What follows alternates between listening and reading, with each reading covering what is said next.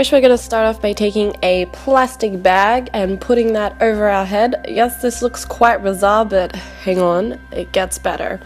So we're just going to place that over our head, and then with a permanent marker, we're going to mark out our eyes and a little line where our nostrils will be, just so we can actually breathe through the plastic bag and don't kill ourselves. And then we're just going to take a pair of scissors and cut along those lines for eye and a nose hole.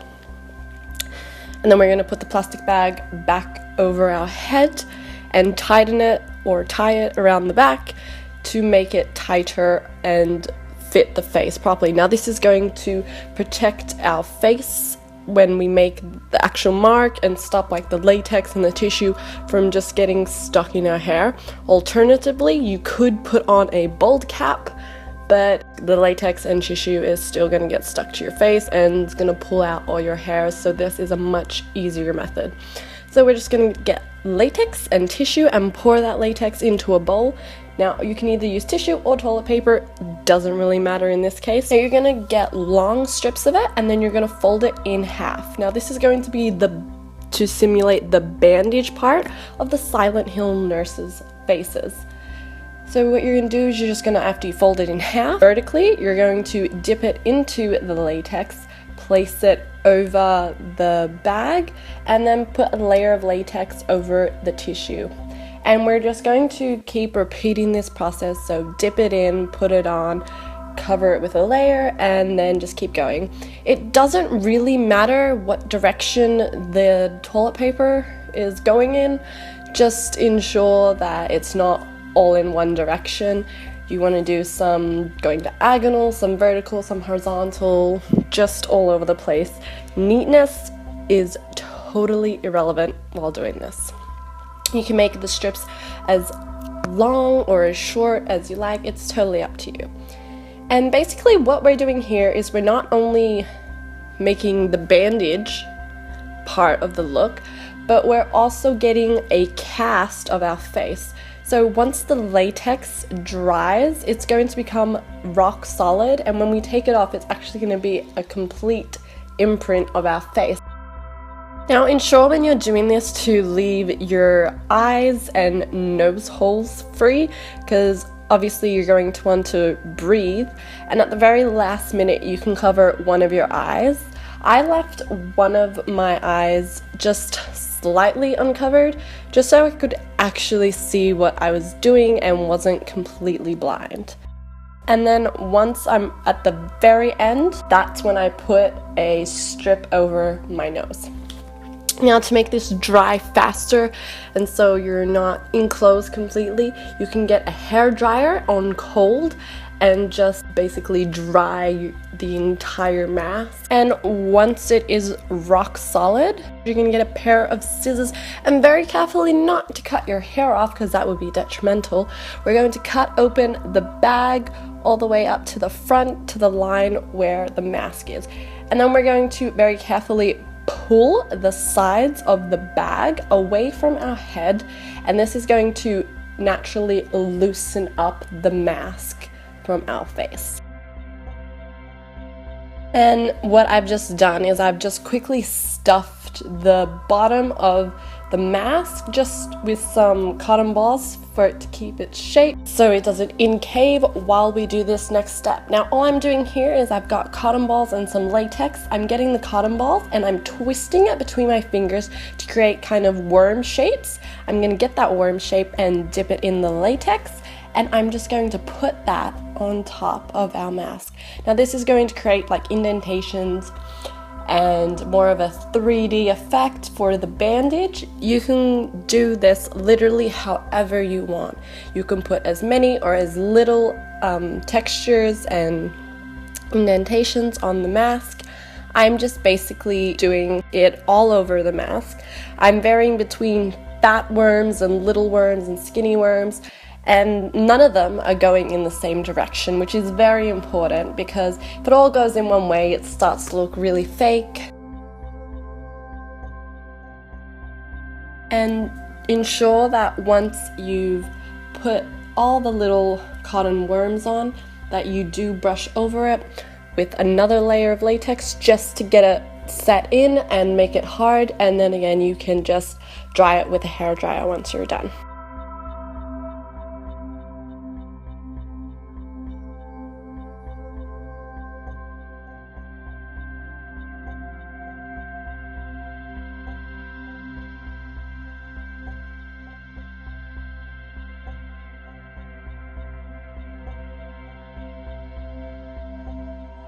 And once you're done, it's gonna look like this. And I've just gone completely all over the face, including the sides of the mask.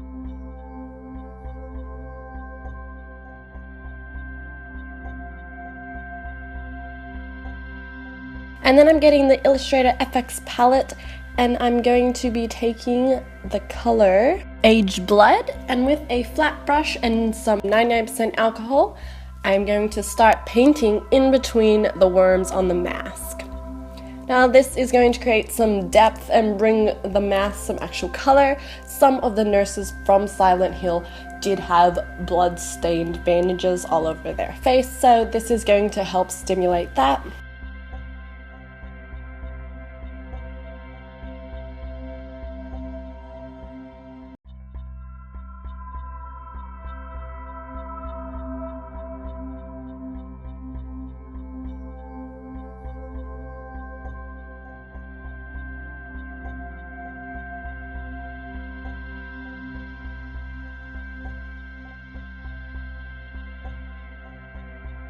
And this is what it looks like once it's done. I've even done some blood smears on the outer side.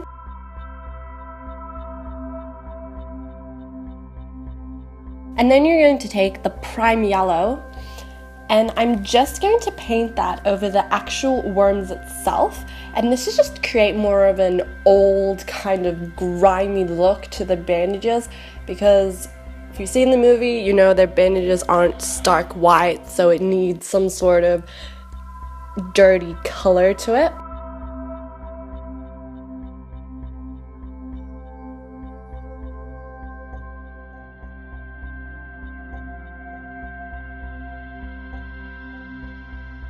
And then I'm just taking the black, and I'm just going to put this in the eye socket area and just little places all over.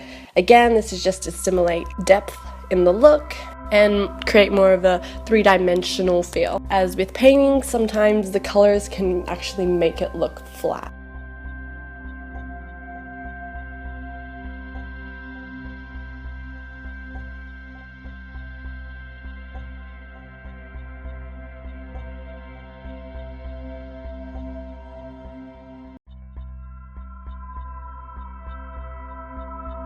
And once it's done, it's going to look something like this.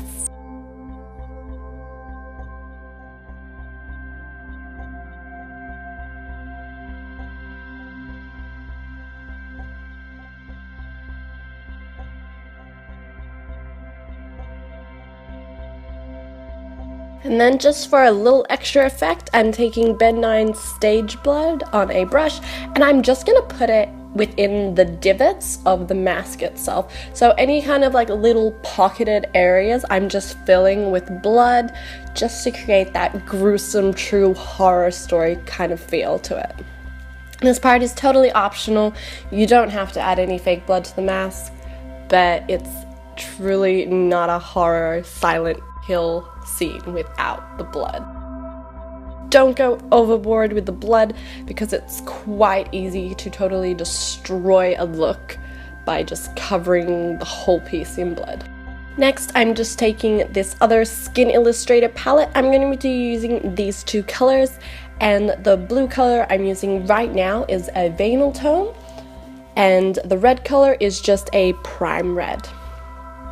Now what we're going to do is we're going to start drawing veins with both the blue and the red color.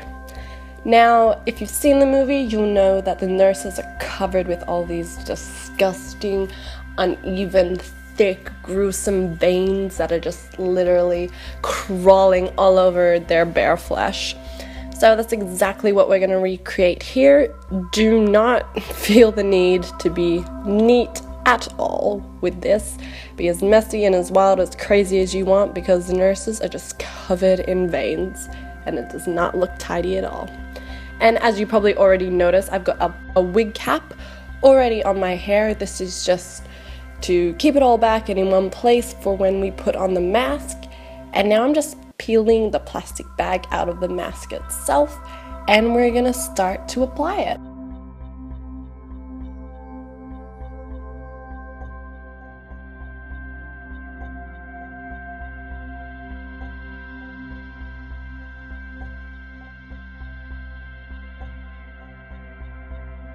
So what I'm going to do is I'm just going to get some black eyeshadow and I'm going to put that around my eye, and this is going to be so when we put on the mask, my eye isn't so visible through that hole.